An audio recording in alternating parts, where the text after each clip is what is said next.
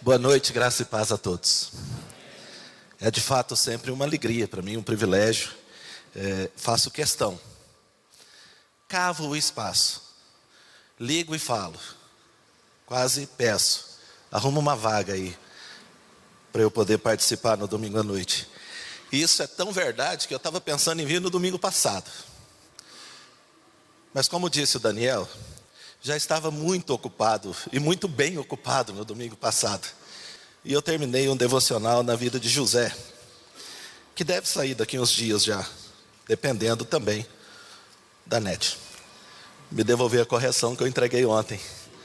Mas eu queria nessa noite conversar um pouquinho com vocês e fazer algumas reflexões no livro de na história de José, no livro do Gênesis, a partir do capítulo 37. Enquanto você abre,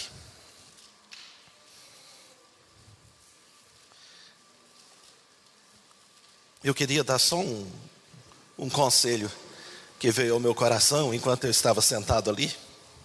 Tem muita gente querendo usufruir da comunhão da irmã de oração, do irmão da liderança. Mas isso é usurpar. Se você quer usufruir da comunhão com Cristo, tenha você comunhão com Cristo. Busque você a sua comunhão. Busque você o seu tempo de oração, o seu tempo de devoção. Busque você caminhar com Jesus. Às vezes nós nos comportamos como sanguessugas. Queremos resultado daquilo que o outro está fazendo. Infelizmente, eu falo infelizmente porque se isso acontecesse facilmente, eu estaria tranquilo, porque a Cássia frequenta a academia. E ela vai regularmente. E até hoje eu não emagreci 1 quilo. A academia que a Cássia faz, eu posso até admirar, e admiro muito inclusive, mas não diminui nada no meu peso, não acrescenta nada na minha massa magra, não me dá músculos. Se eu quero, eu tenho que fazer. Então você quer milagre na sua vida, comece a orar por isso. Comece a crer nisso. Eu queria que Deus curasse, comece a orar para que Ele cure, você mesmo. Não viva do testemunho do outro. Tenha o testemunho do outro como um incentivo para você ter o seu testemunho também. Mas não fique como um sanguessuga. O marido da mulher que ora, a mulher do marido que ora, o filho dos pais que oram, os pais que são os pais dos filhos que oram. Seja você aquele que quer, que busca e que tem comunhão com Jesus. Aí as bênçãos da comunhão estarão sobre a sua vida. Aí você tem parte com Ele. Não basta ter parte com quem tem parte. Quem não comer da minha carne e não beber do meu sangue não tem parte comigo. Não basta ser parente de alguém que tem comunhão. Quem comer da minha carne e beber do meu sangue. Mas a minha esposa fez. A comunhão é dela.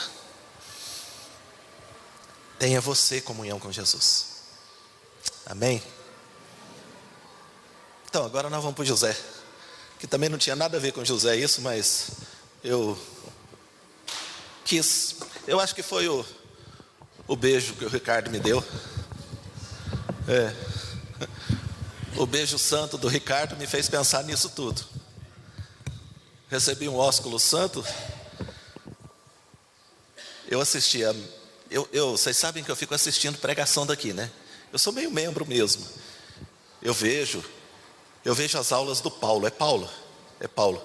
Paulo é o Paulo, olha lá, está lá. Falei, gente, eu nunca vi o Paulo numa vez que eu fui pregar. Eu acho que ele me acha muito ruim. Eu falei, o Paulo deve me achar muito ruim, que eu nunca vi ele. Mas eu assisto as aulas do Paulo. E aí a NET balança a cabeça assim, eu falo, gente, eu assisto as pregações da NET. Fico tão constrangido de saber que ela me ouve de manhã. E aí eu vou ouvir ela falando, é tão bonito. O Dionísio está aqui mais vezes, né? Mas eu assisto também. E esses dias eu assisti do Ricardo. Parece tão fofinho. O Ricardo, você escuta ele e fala assim, no final dá quase para pedir benção. Ele parece mesmo meu tio. E um irmão mais velho, talvez. Bem mais velho.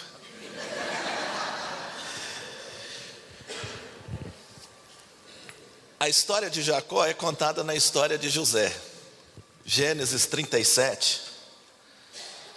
Diz que Jacó habitou na terra das peregrinações de seu pai, na terra de Canaã. E aí o texto diz, essa é a história de Jacó. Ponto. Quando José tinha 17 anos, ele apacentava os rebanhos com os seus irmãos. Sendo ainda jovem, acompanhava os filhos de Bila, uma das mulheres de seu pai, e os filhos de Zilpa, e trazia más notícias deles a seu pai. Ora, Israel, Jacó, amava mais José do que todos os seus outros filhos, porque era filho da sua velhice. E mandou fazer para ele uma túnica talar de mangas compridas. Uma túnica talar de mangas compridas. Quando os seus irmãos viram que o pai o amava mais do que todos os outros filhos, odiaram-no e já não podiam falar com ele de forma pacífica. Verso 5. José teve um sonho. E agora, a partir desse sonho, eu vou contar a história para vocês de maneira rápida, porque ela é, por incrível que pareça, a história de José é maior que a história de Moisés, maior que a história de Abraão, maior que a história do próprio pai, é a maior história que nós temos aqui. Então, como ela é uma história muito grande, se nós formos ler, vai demorar muito tempo.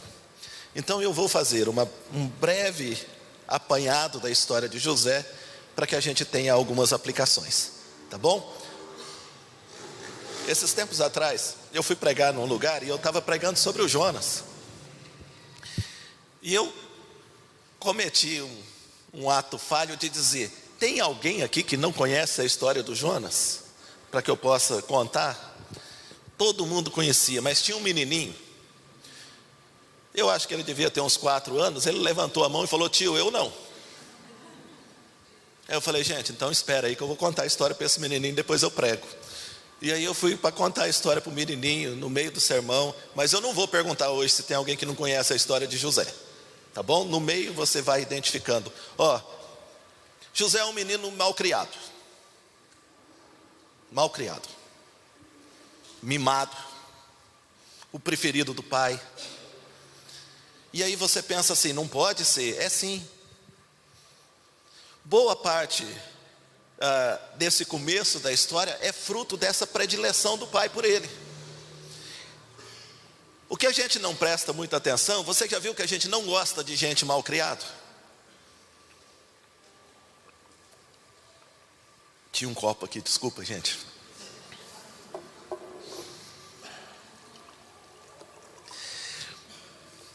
A gente não gosta de gente mal criado, mas você já parou para pensar que gente mal criado não tem culpa? Que a culpa é de quem criou mal. O José não tem culpa dos irmãos dele odiarem ele. Foi o pai dele que criou essa situação. Ele não tem culpa de ter sido preferido, de ter sido predileto, de ter uma roupa diferente de todos, de ter sido estimulado pelo pai a contar as artes dos seus irmãos, porque o pai mandava ele vigiar e fazia assim, e traz notícia deles. Que irmão que gosta do irmão que sai junto, chega e conta tudo para o pai? Mas quem fez isso? Foi o Jacó. Mas o José cresceu então, nessa diferença, e depois sofre a indiferença dos seus irmãos. E esse ódio chega a tal ponto que um dia eles decidem matar José. Sorte do José, Sorte do José que o seu irmão mais velho diz: não, não mata ele não. E o Judá, o outro, seu irmão, também não tem interesse no sangue dele. Então eles jogam José dentro de uma cisterna e depois decidem lucrar em cima. Vendem José pelo preço de um cavalo manco, pelo preço de um escravo cego, algumas moedas de prata. Passado um tempo, esses que compraram José vendem José para um homem chamado Potifar. E eu acredito que a experiência que José vai tendo nessa caminhada vai moldando ele para a vida. Vai tirando um pouco daquela roupa colorida. Vai tirando um pouco daquele aspecto de o filhinho querido do papai, porque a vida ensina. Se os pais não ensinam, a vida ensina. José vai ser mordomo, o melhor de todos. Mas todo mundo que se destaca muito acaba sofrendo. E a mulher do Potifar então assedia o José todos os dias, até que um dia ela descobre que não tem jeito. Tenta agarrar o José à força. O José é muito diferente da maioria de nós. Ele foge.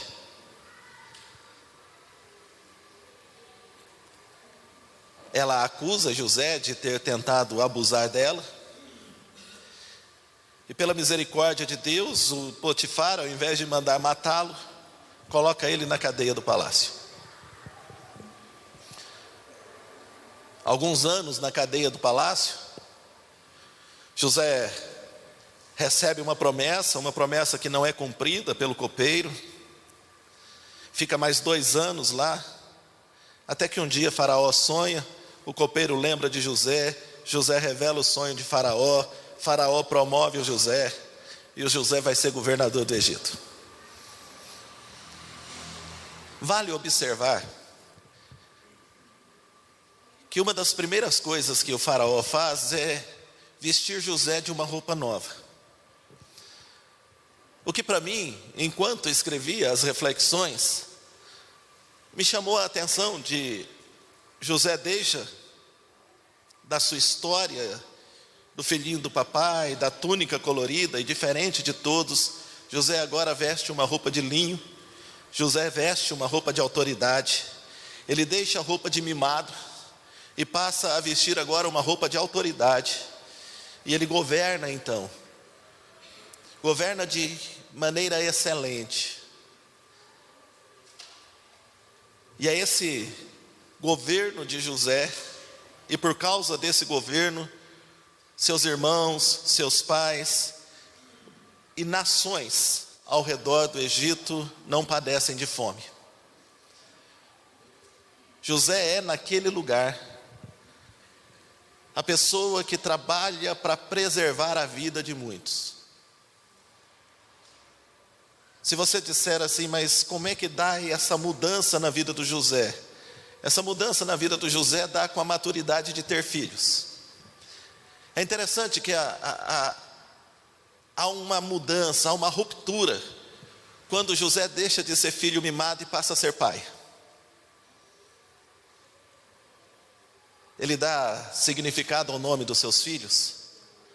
O primeiro, numa interpretação, me perdoe professor, numa interpretação livre, o primeiro significa a dor que doía não dói mais.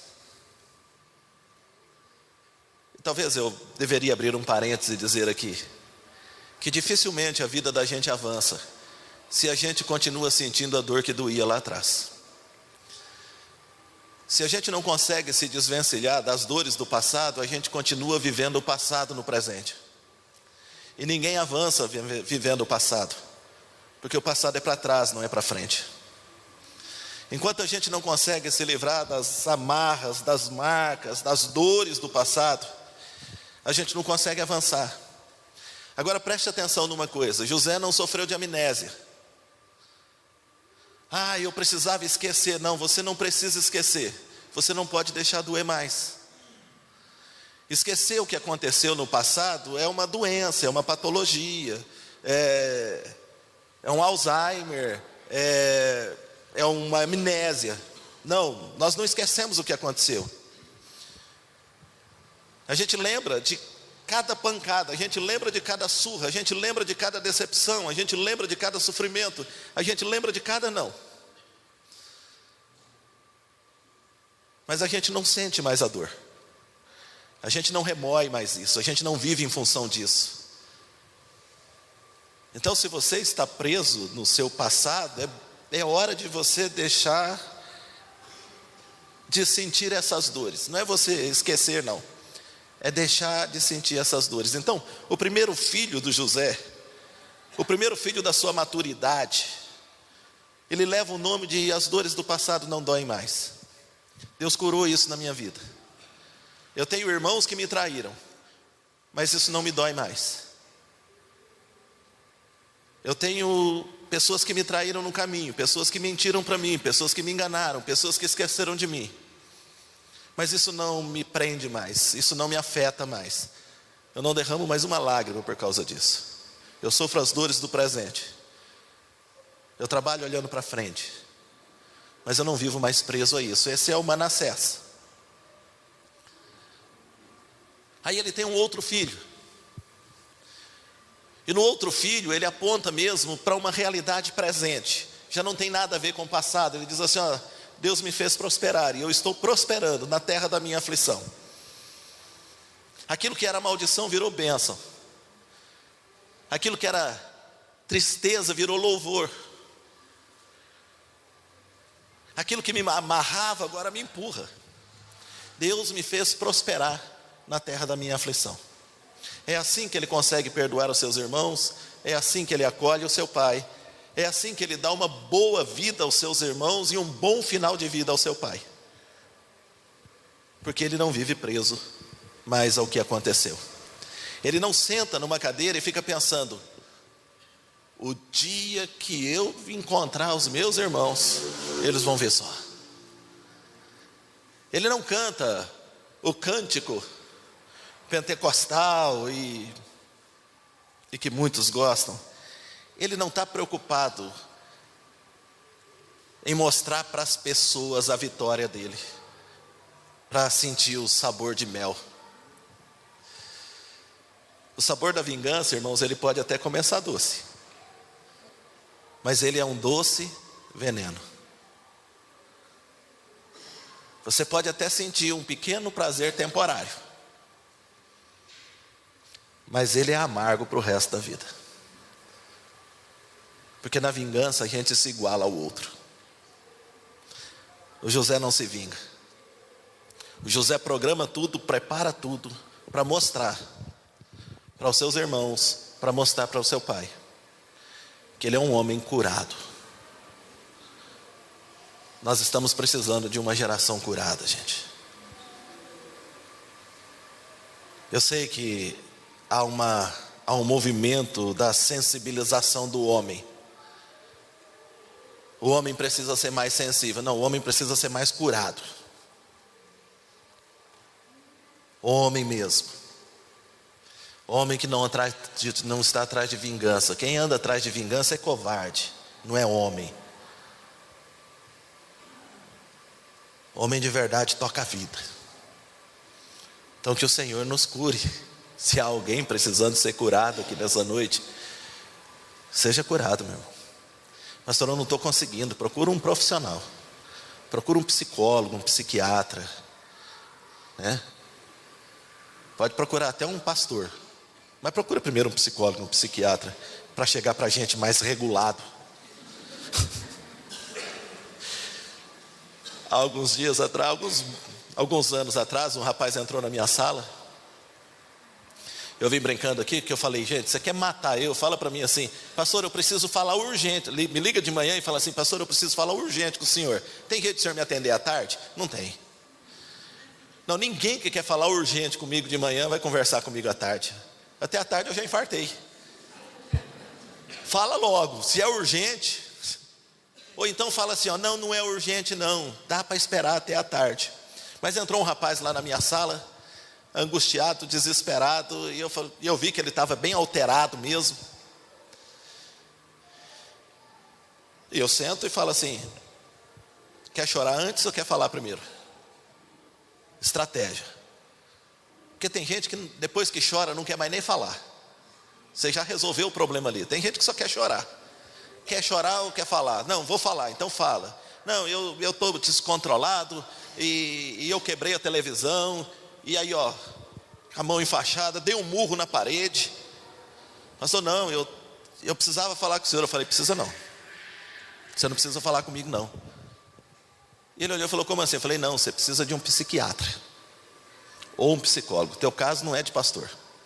Quase que eu perguntei para ele: Dionísio, você falou grosso? Entortou as mãos? Falou que estava tomando conta do corpo de outra pessoa? Não. Eu falei: não, então não é demônio. Se fosse demônio, eu orava que agora ia expulsar. Teu problema não é demônio. Teu problema é que você tem bipolaridade, é bipolar, vai tratar. E ele saiu com raiva de mim, porque lógico, se tem uma coisa que as pessoas não gostam de ouvir, é verdade.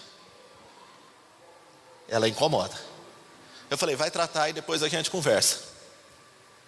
Passou uns 6 meses, no meu aniversário ele pediu para dar um testemunho. Gente, o coração já dispara. Você nunca sabe o que vai sair. Você nunca sabe. Aí ele falou: ó, eu vim aqui, uma vez eu procurei o pastor e eu estou sentado. Uma vez eu estou sentado igual o Daniel, está aqui, ó, perninha cruzada, arrumadinho. Eu cheguei para o pastor, falei que eu queria falar com ele, conversei com ele. Aí vem aquela parte: ele não abriu a Bíblia. Ó, o irmão dando testemunho a meu respeito. Ele não abriu a Bíblia. Eu achei que ele ia orar por mim, não orou. Só olhou para minha cara, com 5 minutos mandou eu procurar um psiquiatra. O coração que estava a 120, estava mais ou menos nessa hora já a 142. Falei: meu Deus, esse cara vai acabar comigo aqui agora, no meu aniversário. Doido é doido. Daí ele falou: eu saí com raiva e fui para o psiquiatra. Irmãos, olha, estou tomando remédio, estou equilibrado, nunca mais quebrei nada. E o pastor tinha razão.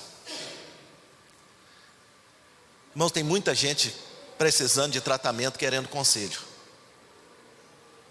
Tem gente que precisa de conselho, tem gente que precisa de tratamento. Se você não se livra destas coisas do passado, você acaba com o seu casamento no presente. Você atrapalha na criação dos seus filhos hoje. Porque você transmite, olha, nós somos especialistas em transmitir os nossos defeitos para os nossos filhos. Isso a gente faz naturalmente. Por isso a Bíblia diz: você tem que ensinar no caminho que deve andar. Porque se você não se propor a isso, você ensina só o que você faz. E se você ensinar só o que você faz, você vai ter problema. O José consegue se desvencilhar disso. E por isso a história dele, que começa muito ruim, ela termina bem. E é nessa história que eu queria compartilhar com vocês algumas lições nessa noite. A primeira delas é que nós gostamos de ler a história do José e de nos identificarmos com ele. Afinal de contas, quem é o José? O José é um cara que sofre, que é perseguido, que é humilhado, que é ultrajado, que é enganado, mas que vence no final. E a gente gosta dessas histórias de mocinho. Isso enche o nosso imaginário, porque isso vem desde a nossa infância. Os mocinhos sempre venceram, e a gente está sempre olhando para o mocinho e falando assim: puxa, minha vida está sendo igual à vida do José. Mas a história de José tem outras personagens. E sabe de uma coisa? Muitas vezes nós nos parecemos com as outras personagens da história do José. Olhamos um absurdo, achamos um absurdo que os irmãos dele fizeram com ele. Mas não pensamos 2 vezes em matar os nossos irmãos. Não pensamos 2 vezes em lucrar em cima dos nossos irmãos. Não pensamos 2 vezes se pudermos tirar tudo deles. E fazemos isso em nome do trabalho e da justiça. não pensamos duas vezes antes de explorar os nossos irmãos. Às vezes, irmãos, nós nos parecemos muito mais com os irmãos de José do que com José. E é difícil ter o final de José tendo a história dos irmãos dele.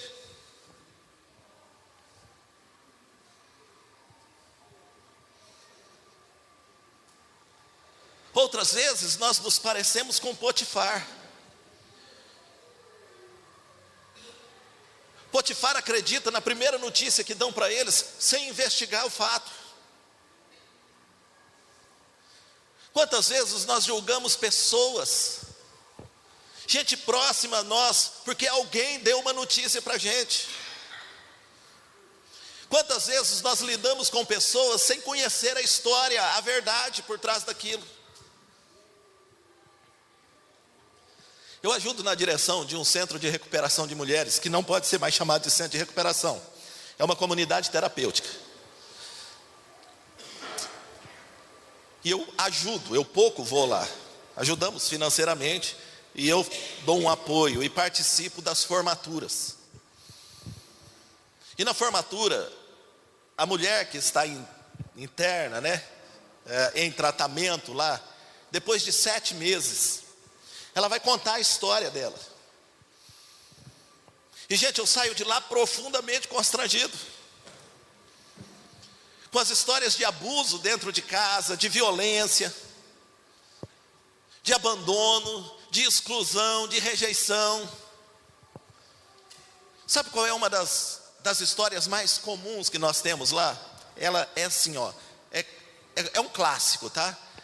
De cada 10 mulheres, pelo menos 7 contam a mesma história. Os pais se separaram, e geralmente os pais já tinham um envolvimento com álcool e droga. A maioria deles com álcool.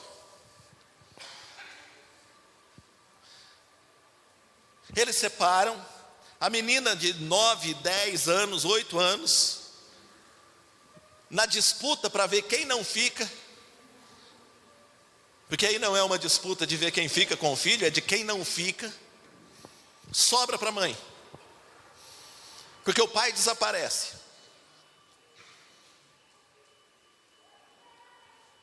Ela chega, e a mãe arruma um outro homem, não vamos chamar de marido, a mãe arruma um outro homem, coloca dentro de casa e geralmente arruma um outro homem dependente.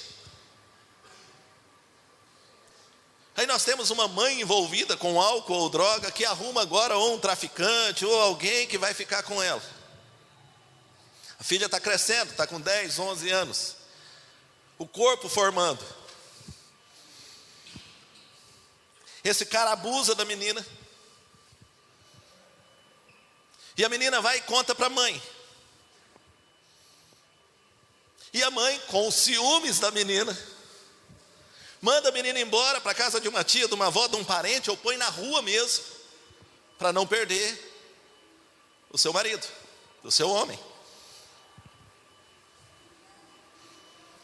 Essa menina começa a rodar de casa em casa. Vai para a casa de um tio, o tio abusa, os primos abusam. Chega uma hora que ela tem que sumir, fugir, mas foge para onde? Com 12 anos, 13 anos. Ela já está marcada, ela já está estigmatizada, já tem um estigma sobre ela. Ninguém quer ficar com ela em casa, ninguém quer levar ela para casa. Até que ela arruma um homem que acolhe, e que vai usar e abusar e espancar. Até um dia que este homem manda ela embora. E sabe onde ela vai parar? Na rua. Porque aí, a dependente em drogas agora é ela, que vai fumar maconha, que vai cheirar cocaína, que vai usar álcool para ver se alivia a dor. E quanto mais, e é É um ciclo, né? E quanto mais ela busca alívio de dor, mais dor ela vai sentir. Até que um dia ela está na rua. Quando ela chega na rua, ela já está puxando 2 meninos. E já abandonou mais um para trás.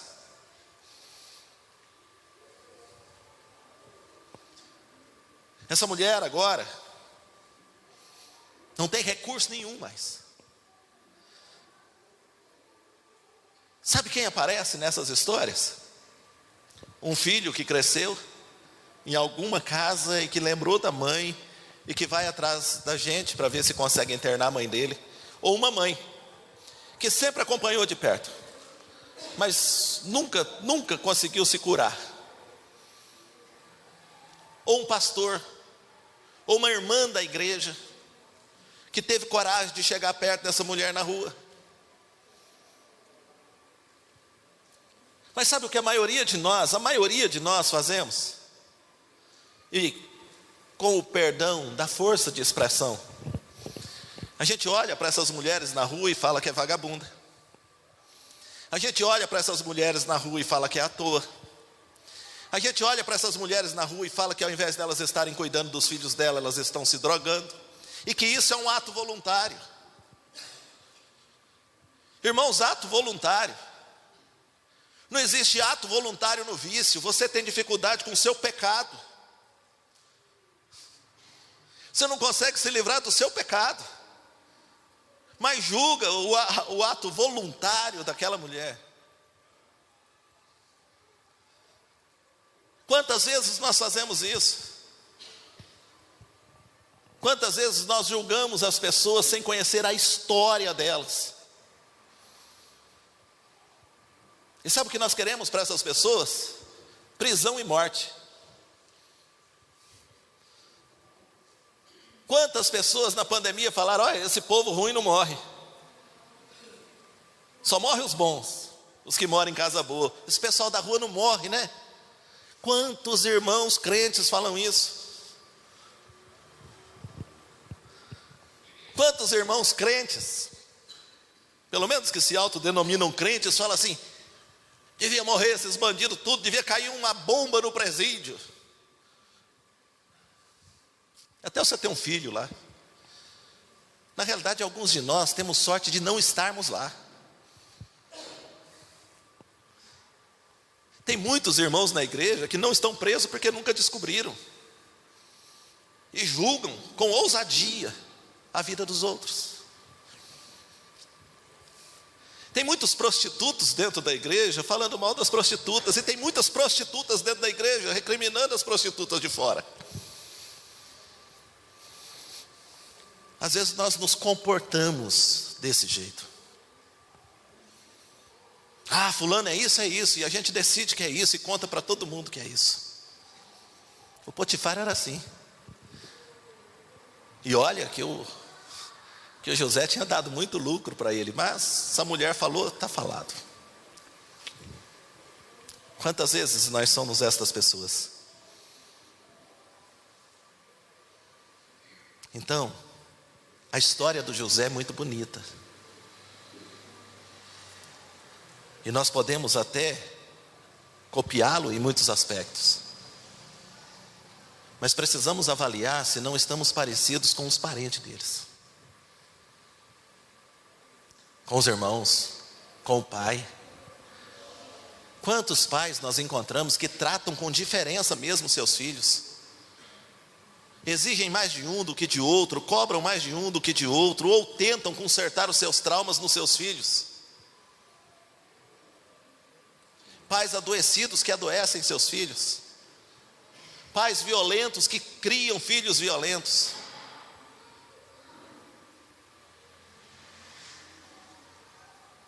Homens que tratam mal suas esposas e que estão criando péssimos maridos.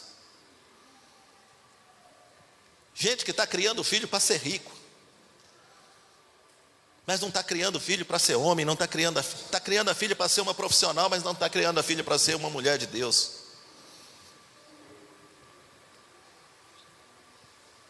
José tem uma história maravilhosa e um fim muito interessante. Mas se nós queremos o resultado de José, nós precisamos também nos submetermos ao caminho de José.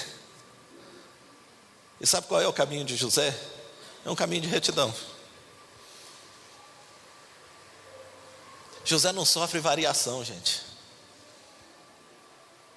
Há um equilíbrio na vida dele.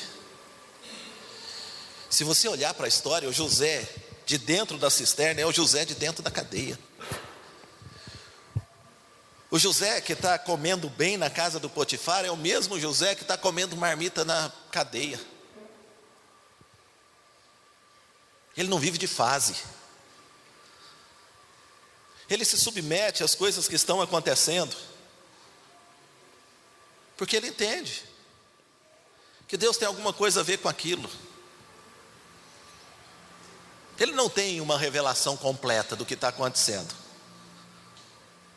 Mas sabe o que é interessante? José espera. José me faz muito lembrar o salmista no Salmo 5, quando ele diz assim: pela manhã, Senhor, pela manhã eu oro ao Senhor e fico esperando a sua resposta. Eu não sei como é que vai ser, mas eu estou esperando a sua resposta.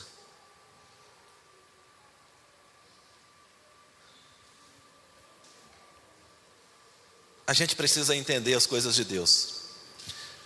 E para entender as coisas de Deus, a primeira coisa que a gente precisa entender é que elas não são iguais aos nossos pensamentos. Os caminhos de Deus são diferentes. E Deus sabe exatamente como falar e o que fazer na vida de cada um de nós. Sinceramente, eu não acredito que Deus se revela a todo mundo do mesmo jeito.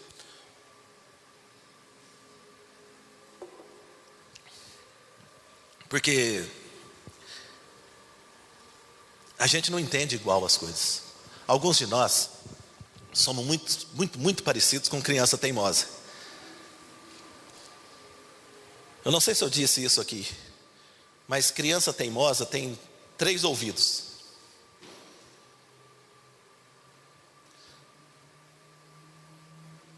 Um de cada lado e um ouvido nas nádegas. Porque parece que só ouve debaixo de ameaça, né? Hoje já não pode mais bater, né? Mas vou falar do meu tempo. Tem coisa que eu só ouvia depois do tapa. Na verdade eu ouvia no tapa. Tem não que a gente só ouve quando o tapa chega. Ou chinelo, eu não sei do que você apanhou. Espero que você não esteja traumatizado com isso. Mas de chinelo, de vara, de tapa mesmo. Meu pai era muito bom de futebol, mas tinha um chute certeiro. Mesmo eu correndo, ele nunca errava o chute. Ele sempre acertava um chute. Mas eu ouvia. Não põe a mão ali. Põe. Não põe a mão ali. Põe. A mãe falava: não põe a mão ali, menino, vou te bater. Não bate, eu ponho. Não bate, eu ponho. Até bater. Quantas vezes Deus já te mostrou um negócio? É esse o caminho. Você fala: não vou. É esse o caminho. Você fala: não vou. É esse o caminho. Você fala: não vou. Espera aí. Vou arrumar um jeito de te levar. O que Deus precisa falar para você obedecer? O que precisa acontecer na sua vida para você obedecer? Deus fala assim com a gente. Eu até escrevi hoje cedo, fiz uma anotação no cantinho que aquele que dá o sonho cava o poço. Aquele que dá o sonho cava o poço. Ou aquele que dá o sonho providencia o meio de realizá-lo. Agora ele vai levar do jeito dele se a gente não for. Porque ele vai fazer acontecer.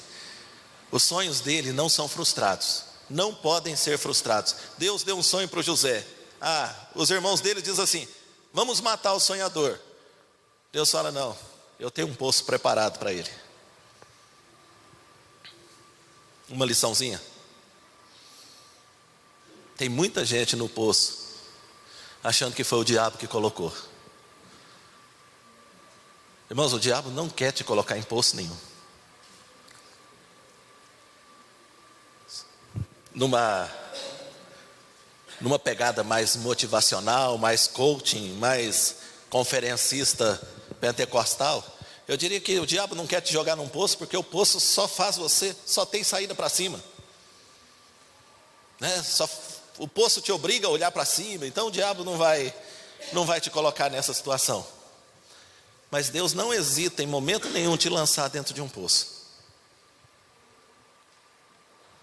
E aí, o poço, o fundo do poço, que para muita gente é o lugar da derrota, do fim, às vezes é só o livramento de Deus mesmo na sua vida, para que você não morra na fé, para que você não morra nos seus relacionamentos, para que você não morra.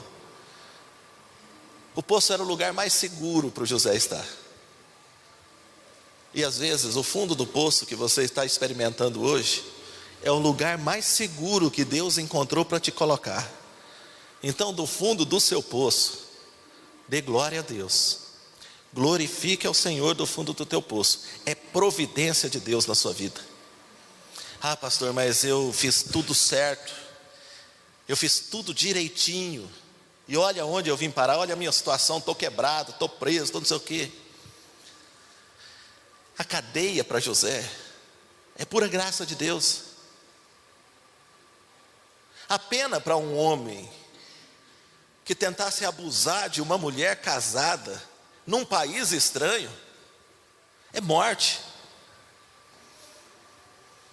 O Potifar podia ter mandado matar o José sem culpa, sem ônus, tranquilamente. Mas Deus está na história. E sabe o que Deus preparou para o José? Para guardar o José, para proteger o José? Uma cadeia. Sabe, às vezes Ele nos limita para nossa proteção mesmo. E aí eu vou dar um exemplo bem raso, bem bobinho, mas que serve. Já ouviu falar da bênção do Serasa? Não. Gente, o Serasa é uma bênção. Porque a maioria de nós só vai para o Serasa se não conseguir pagar uma conta. Porque se não fosse, a gente ia fazer mais conta ainda. O Serasa é um jeito que eles arrumaram da gente se endividar menos do que nós já nos endividamos. É um livramento, irmãos. Quando você chega para comprar um carro e o financiamento não sai porque você está no Serasa por causa de 300 conto, e você quer assumir uma parcela de R$2.000 e não consegue pagar 300 da dívida, é Deus livrando você. Tem irmão que quando vai comprar um negócio, o cara fala assim, ó, não dá para te vender, você está no Serasa, tem que glorificar a Deus de pé. E dizer, Deus, muito obrigado pelo livramento. Muito obrigado pelo livramento. Mas você sabe que nós somos teimosos, né? Aí você sai atrás de alguém que não consulta nem Serasa nem SPC. E se endivida, e se endivida, e se endivida. Aí, quando Deus intervém na nossa história, Ele faz assim, ó, você vai para a cadeia do Serasa, você vai para a cadeia da falta de crédito, para você pagar o que você já deve, para só depois eu soltar você de novo. Irmãos, isso é livramento. Quer saber do engano? O engano é assim, ó, eu vou pegar um dinheiro com um agiota, depois eu pago ele.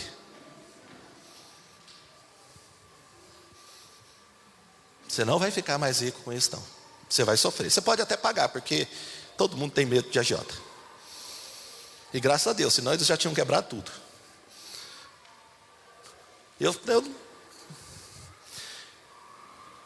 fico pensando, você sabe que você vai pegar um dinheiro que você não pode pagar.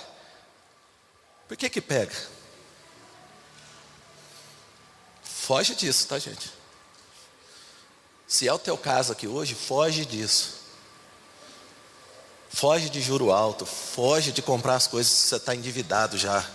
Paga as tuas contas primeiro. Não faz plano com dinheiro que você não tem. Não gasta o que você não ganha. Isso. Então às vezes Deus vai e coloca você numa prisão. Fecha as portas. Livramento para a sua vida. Até a fome dos 7 anos de seca, providência de Deus. Sabe o que a gente deve, quem quer o resultado de José precisa entender que o Senhor está no controle de todas as coisas, que a sua vida está nas mãos dele, e que você precisa acreditar nisso. O José chama tudo o que aconteceu, tudo, ser vendido como escravo, ser traído pelos irmãos, ser enganado por eles, ser enganado pela mulher de Potifar, parar na cadeia, ser esquecido pelo copeiro, de providência de Deus. Tudo. E abra um parênteses perto do final. Você consegue olhar para a sua vida e ver tudo como providência de Deus?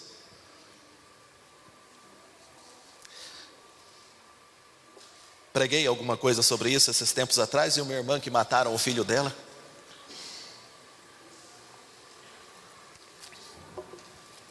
Muita gente boa comigo, eu converso normalmente com os irmãos da igreja. Ela chegou e falou: pastor, como é que eu vou acreditar que Deus está no controle das coisas, se meu filho morreu? Por que ele deixou matar meu filho? Pensa numa pergunta ruim da gente responder. Mas tem dia que a gente responde também. E no caso dela, respondi sem pensar. Ela falou assim: pastor, por que Deus deixou matar meus filhos? Meu filho. E eu olhei para ela e falei: para preservar a vida da senhora e do seu marido, senão ele ia matar vocês dois. Está satisfeita? Ela olhou para mim e falou: credo, precisa falar assim? Eu falei: a senhora que perguntou. Eu não queria nem falar disso, inclusive eu queria tomar um café e um chá, porque já acabou o culto. Mas se a senhora quer saber, essa é a verdade. Também nem sei por que falei isso para ela, que eu nunca sou de responder de maneira mais ríspida. Mas no final do culto, tomei o chá, tomei o café, conversei, encontrei com ela na saída, e ela disse para mim: o senhor é abusado, né? Eu falei: mas Lourdes, o nome dela, né? Eu falei: uai, Lourdes, você perguntou? Ela falou: não, o senhor tem razão, estou satisfeita com a resposta. Virou as costas e foi embora. Porque tem crente também que quanto mais grosso você é, melhor eles falam que foi o sermão. Não sei se alguém já falou para vocês, já falou assim: pastor, hoje você estava nervoso, hein? Eu falo: eu estava nervoso, estava, mas foi bom demais, cada lapada. Eu falei: que graça tem, gente? Eu não vejo graça nenhuma em apanhar e nem em bater. Você consegue olhar para a sua vida e ver providência de Deus na sua falência? Você consegue olhar para a sua vida e ver providência de Deus nas suas dores, nas suas marcas, nos seus traumas? Nas vezes que a sua vida desandou, você consegue ver providência de Deus nisso? Afinal de contas, irmãos, as nossas vidas estão nas mãos do Senhor. E de maneira espetacular, maravilhosa e misteriosa, Ele é o Senhor.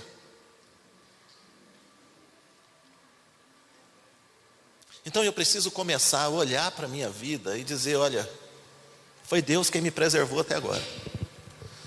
Ah, eu não tenho nada, mas você está vivo. Ah, eu perdi tudo. Não, você está aqui, você não perdeu tudo. E muitas vezes nós não perdemos. O Senhor nos tirou para a preservação da nossa vida. Mas alguns de nós vamos ter que perder muito mais ainda. E por último, pastor, mas eu queria que o senhor contasse mais a história. Compra o livro. Vai sair daqui uns 10 dias, daí você tem uma reflexão em cada capítulo, uma reflexão em cada história, né? Por último, o texto diz que José veio para preservar a vida do povo. E isso nos faz lembrar de outro que veio.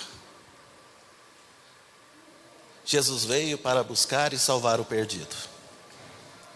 José preservou, nenhum homem, nenhuma mulher morreu de fome naquele tempo.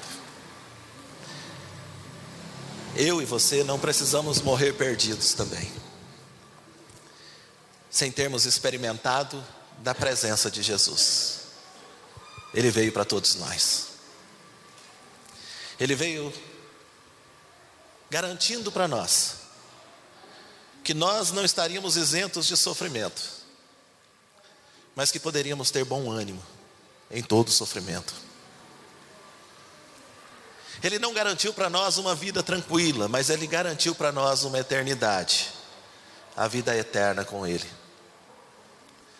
Ele não disse que nós não choraríamos mais, que nós não sofreríamos mais, que nós não experimentaríamos mais o luto, que nós não sofreríamos mais derrotas. Ele não disse absolutamente nada disso.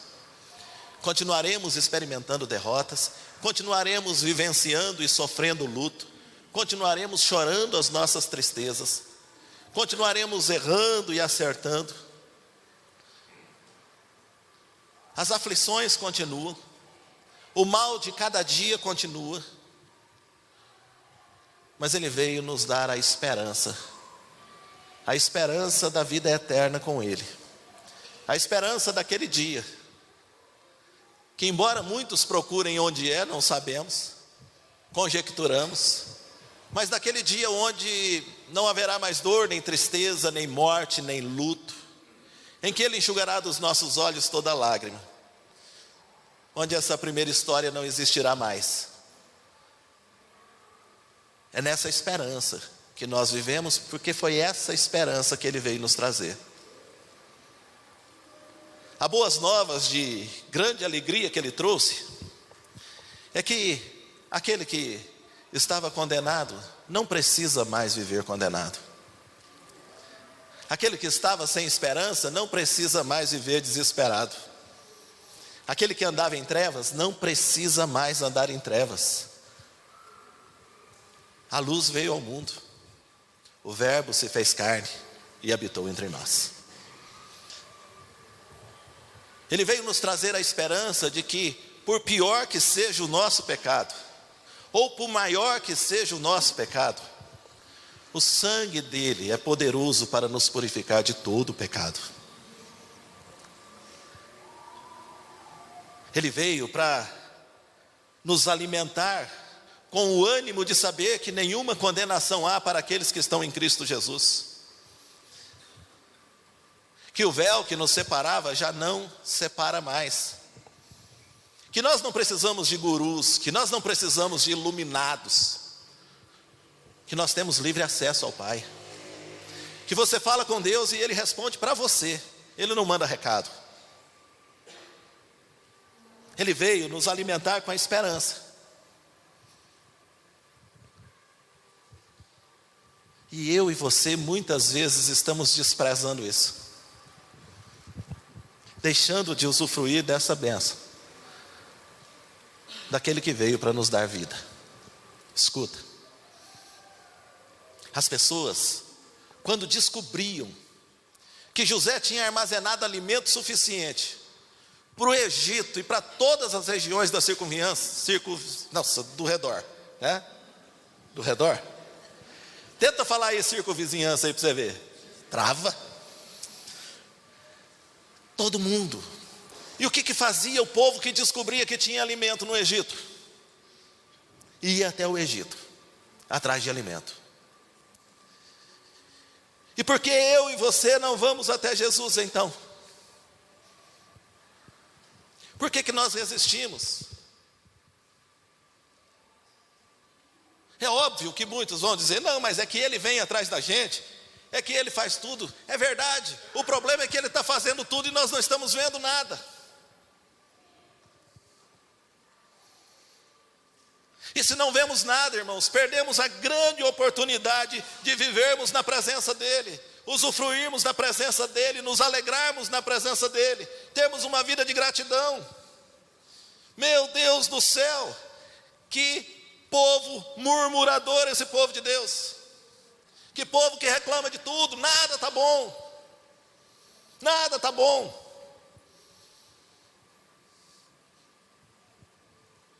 Arruma a casa dos sonhos, não está bom.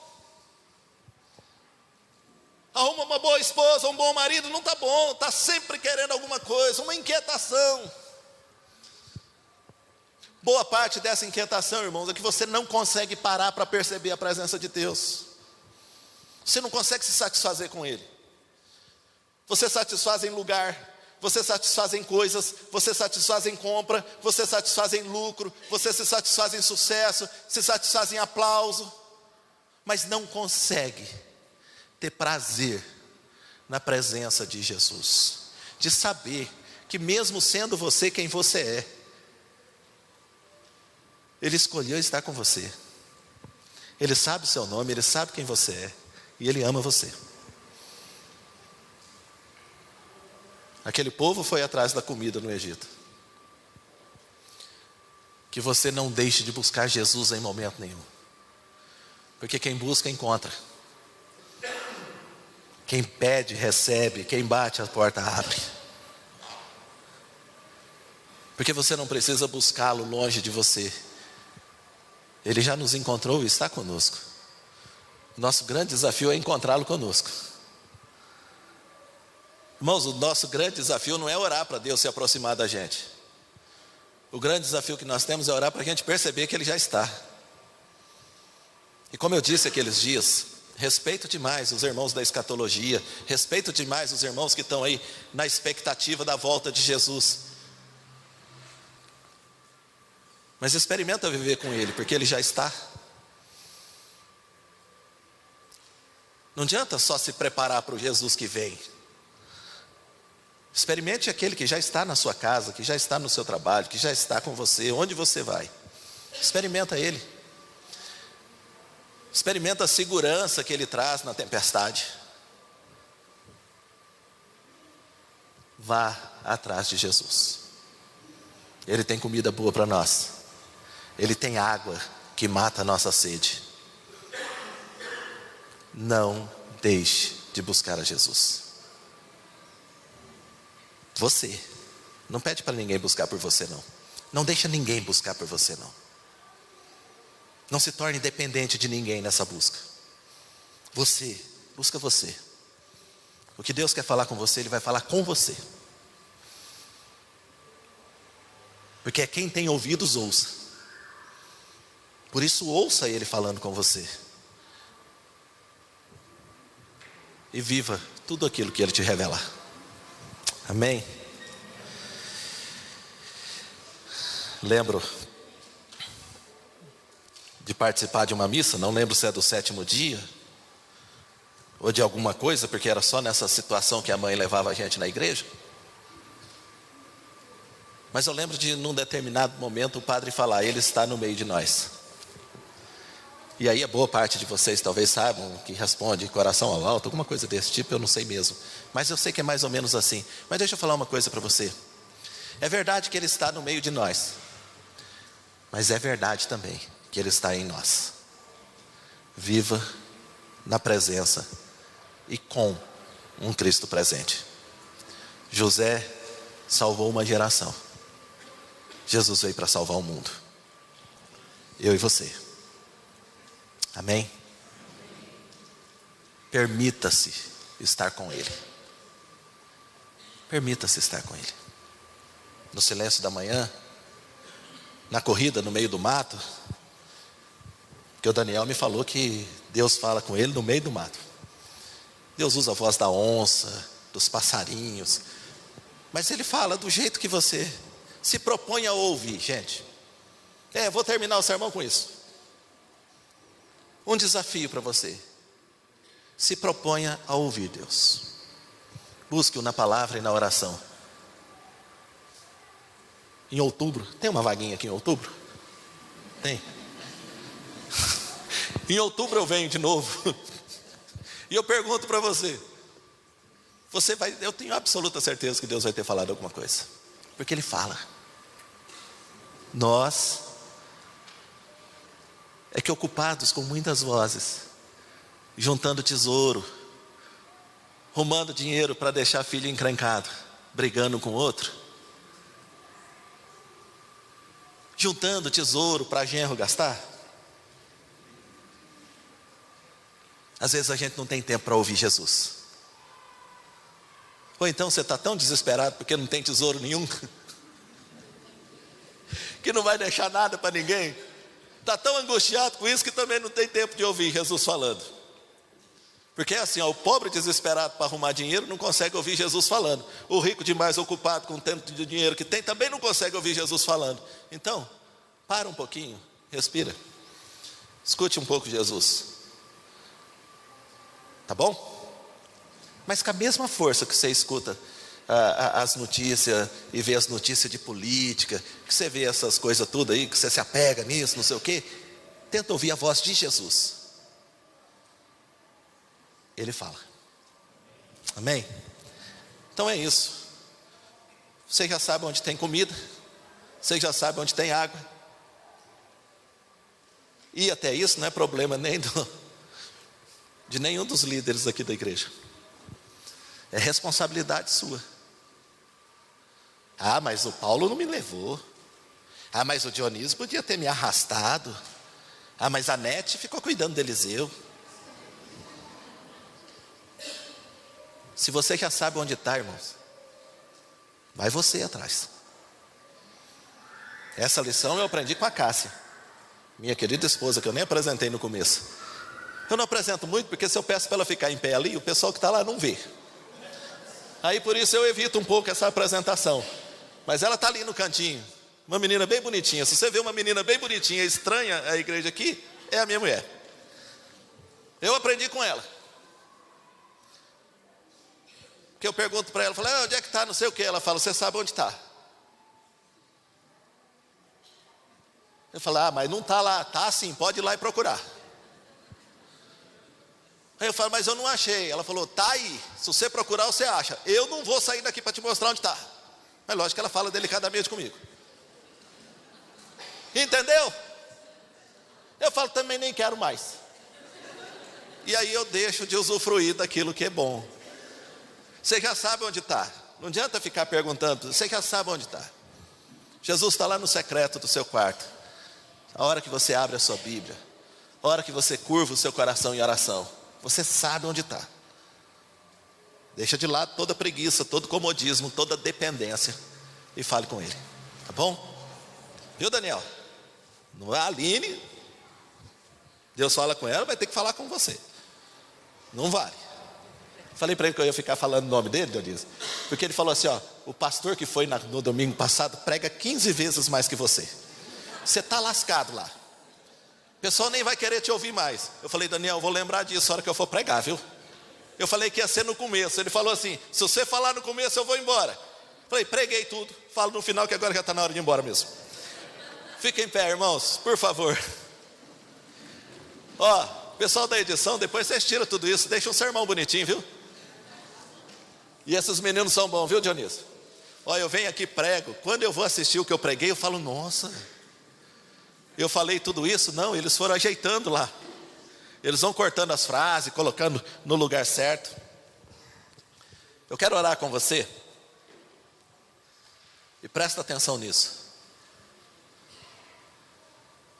Eu tenho um pouco de ojeriza de alimentar preguiça de crente. Eu não quero orar por você. Eu quero orar com você. Porque ninguém mais do que você sabe o que você precisa. A Bíblia diz um ao outro ajuda. Então eu quero ajudar você em oração nessa noite. E ajudar você em oração é afirmar para você, Ele ouve. Quem precisa ouvir, ouve. E quem precisa ouvir as nossas orações é o Senhor. Feche seus olhos.